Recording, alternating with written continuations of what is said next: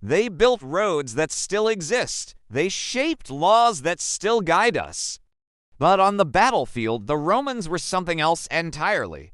More than warriors, they were thinkers, masters of strategy. And sometimes their tactics were so ruthless, so unexpected, that they didn't just win battles, they crushed the spirit of their enemies. This was an army built on discipline, fear, and precision, an unstoppable machine that didn't just fight harder, but smarter. Their enemies never saw it coming, and when they did, it was already too late. Today, we uncover the secrets behind the Roman army's craziest battle tactics, the ones that truly shocked the ancient world. Before we begin, don't forget to like this video and subscribe so you never miss stories like this. One of the most shocking tactics of the Roman army was the Tudo. The name means tortoise in Latin, and once you saw it in action, the name made perfect sense. Imagine rows of soldiers marching slowly forward, their shields locked together so tightly that not even an arrow could slip through. Shields in the front, shields on top, shields on the sides. From a distance, it looked like a living tank made of metal and muscle. This was no ordinary formation. It was a wall, a roof, and a shell moving as one. Why was it so terrifying? Because it was almost impossible to stop. Archers would rain down arrows, but nothing got through. Spears bounced off, and even fire couldn't reach the men beneath.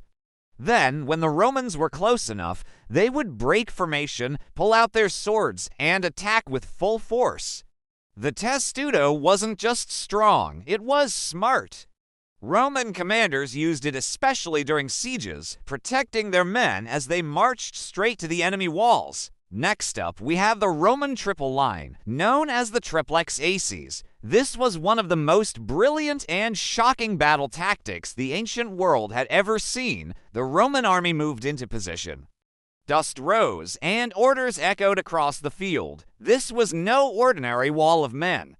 It stood 3 lines deep, built to wear the enemy down slowly, surely, without mercy. At the front stood the hastily young, strong, and ready to charge. Behind them stood the Principes, older and more experienced. And in the back, the Triarii seasoned veterans, calm and silent, waiting for the right moment. The battle didn't start with everyone charging at once.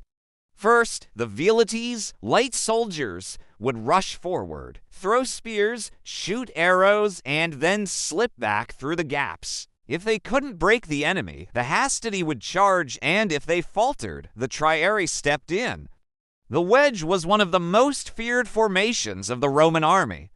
Looked like a triangle made of soldiers, narrow at the front, wide at the back.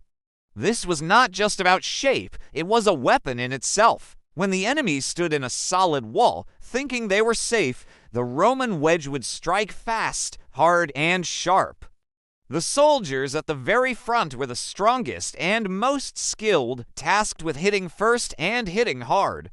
The Roman wedge split armies, used in battles where breaking the enemy's line was key to victory. At the Battle of Pinda in 168 BC, Roman wedges smashed into the famous Macedonian phalanx. The enemy line, once considered unbeatable, was torn apart. The Romans had excellent tactics, even in the water. One of their most surprising inventions was the Corvvis, a heavy wooden boarding bridge that turned ships into battlegrounds. The word Corvvis means crow in Latin, named for the sharp iron spike at the tip of the bridge. When an enemy ship came close, the Romans dropped the bridge, locking the 2 ships together. Roman soldiers, trained for land combat, ran across the bridge, turning the tide of naval battles into hand-to-hand combat. At the Battle of Mylae in 260 BC, the Corvus helped Rome win its first major naval victory. Feigning retreat is a classic tactic, and the Romans mastered it. Soldiers would turn and run, leading the enemy to cheer and chase, but it was all part of the plan. When the time was right, the retreating force would stop, turn, and strike back. This tactic played with the enemy's mind, making them believe they were winning right before disaster struck. The Romans first experienced this in 260 BC during the First Punic War. The Carthaginian general Hanno ordered his cavalry to engage and then retreat, leading the Romans into a deadly trap. In 50 BC, Julius Caesar executed one of the most shocking siege tactics in history at Alleia. Instead of a direct attack, he surrounded the fortified hilltop town completely. Caesar built a massive line of fortifications called a circumvallation, stretching for 16 kilometers. This trapped the enemy between two deadly walls, one facing inside, the other outside. The Roman army mastered war not just with strength, but with strategy and terrifying creativity. Which of these Roman tactics do you find the most shocking? Have you heard of any other military tactics that push the limits like these? Share your thoughts below, and let's keep exploring the genius and brutality behind the armies that shaped history. See you in the next one.